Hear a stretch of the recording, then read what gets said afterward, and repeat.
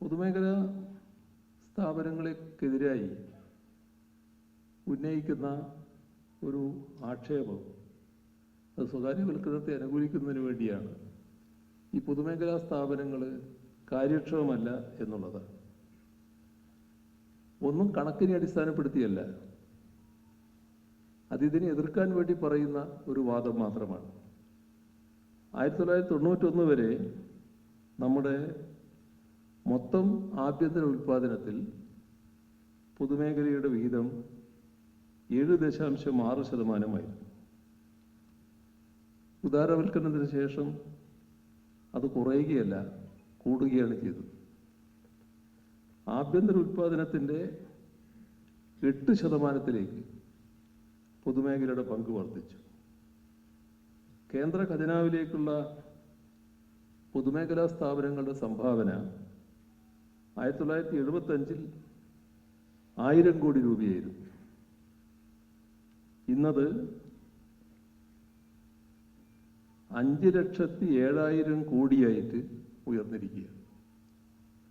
അപ്പോൾ കാര്യക്ഷമതയില്ലെങ്കിൽ ഇത്തരത്തിലൊരു വർധനവുണ്ടാകും. 1991 വരെ രാജ്യത്തെ മൊത്തം മൂലധന നിക്ഷേപത്തിൻ്റെ 41% പൊതുമേഖലയിലായിരുന്നു. സ്വകാര്യ മേഖലയുടേത് 19% മാത്രമായിരുന്നു.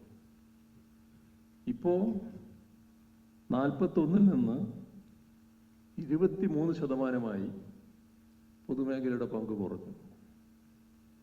സർക്കാരിൻ്റെ ആകെ സമ്പാദ്യത്തിൽ പൊതുമേഖലയുടെ പങ്ക് 1991 മുൻപ് 26%. 26 നിന്ന് ഇപ്പോഴത് 7% കുറഞ്ഞു.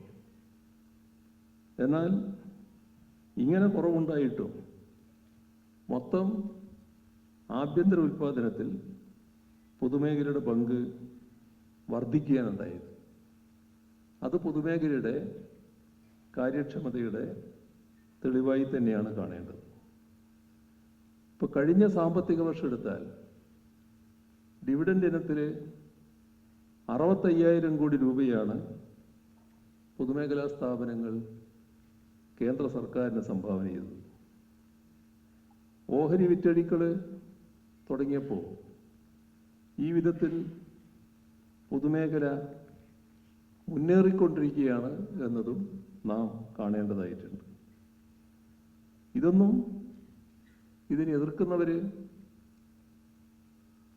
അറിയാഞ്ഞിട്ടല്ല, അതെല്ലാം മറച്ചു വെച്ചുകൊണ്ട് പൊതുമേഖലക്കെതിരെ പ്രചരണം നടത്തിക്കൊണ്ടിരിക്കുകയാണ്.